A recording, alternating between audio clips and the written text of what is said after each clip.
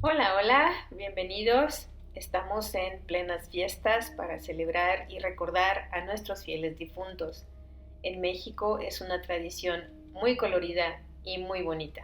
Por eso hoy te invito a conocer el Museo Panteón de San Fernando. Durante la época virreinal en México, era común que los muertos fueran sepultados dentro de las iglesias, detrás de los muros o debajo del suelo. Esto apenas cubierto con algunas tablas de madera o casi al nivel de la superficie. La razón de esta práctica era que se pensaba que era la mejor manera de resucitar y llegar al cielo después del juicio final. Las personas con mayores recursos económicos, los benefactores de la iglesia, gente con gran linaje o con puestos públicos, eran enterradas más cerca del altar mayor. Mientras menos dinero tenía el difunto, su lugar dentro de la iglesia se alejaba poco a poco del presbiterio. Esta costumbre tan arraigada era muy difícil de suprimir entre la sociedad, y aunque esto empezó a causar muy malos olores, espectáculos bastante macabros, contagios y enfermedades, todavía no era posible dejar de enterrar a los muertos en las iglesias. A fines del siglo XVIII, el arzobispo de México, don Alonso Núñez de Haro y Peralta, manifestó la necesidad de que se dejaran de hacer sepulturas dentro de los templos y que los muertos debían ser enterrados en cementerios ubicados en lugares elevados, alejados de las casas y con buena ventilación. Poco a poco se fue evitando la sepultura de cadáveres dentro de la iglesia y se inició la costumbre de utilizar el espacio del atrio frente a la puerta para enterrar a los muertos. En un principio, los únicos con derecho a ser sepultados en los panteones atriales fueron los frailes, los benefactores de la iglesia y personas de muy altos recursos. En 1832 se comenzó la construcción del actual Panteón de San Fernando y rápidamente se convirtió en el privado más caro de la ciudad. Sin embargo, en 1833, el general Antonio López de Santa Anna decretó que todos los cementerios privados de la ciudad debían ser abiertos al público en general debido a la fuerte epidemia de cólera que azotó a la población. A partir de entonces, San Fernando inició sus servicios como panteón público, aunque aquí se prohibió el entierro de enfermos de cólera.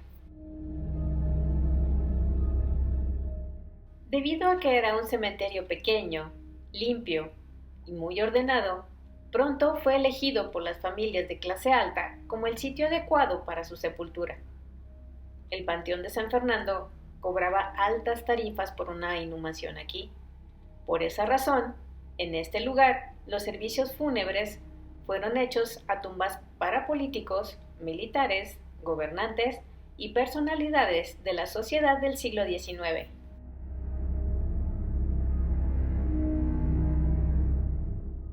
El Panteón de San Fernando había sido propiedad de los frailes fernandinos. Sin embargo, eso se terminó al entrar en vigor las leyes de reforma. A partir de entonces, el ayuntamiento administró este panteón, y al ver que ya se encontraban aquí enterradas grandes personajes ilustres, el gobierno lo declaró Panteón de Hombres Ilustres. Desde 1860, otros grandes héroes y políticos fueron enterrados en San Fernando, como por ejemplo Melchor Ocampo, Miguel Lerdo de Tejada, Ignacio Comonfort e Ignacio Zaragoza, aunque los restos de este último, posteriormente, fueron trasladados a la ciudad de Puebla.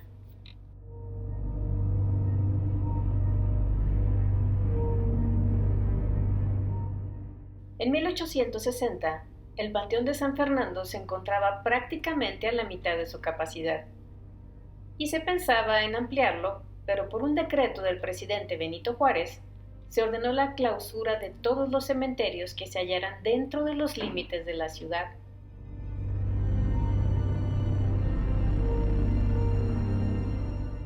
En 1872 se reabrieron las puertas del panteón para efectuar el último entierro del que se tiene registro. En ese mismo año, se inhumaron los restos del presidente Benito Juárez, quien descansa en este sitio, sepultado junto con su esposa. En 1935, el Panteón de San Fernando fue declarado Monumento Histórico por el Instituto Nacional de Antropología e Historia, y el 31 de mayo de 2006 se transformó en un museo de sitio. Debido a los constantes sismos de la Ciudad de México, el Panteón de San Fernando no ha quedado exento de daños. De hecho, en septiembre de 2017 se tuvo que cerrar las puertas del panteón debido a los daños en el templo de San Fernando, que se encuentra justo junto a él.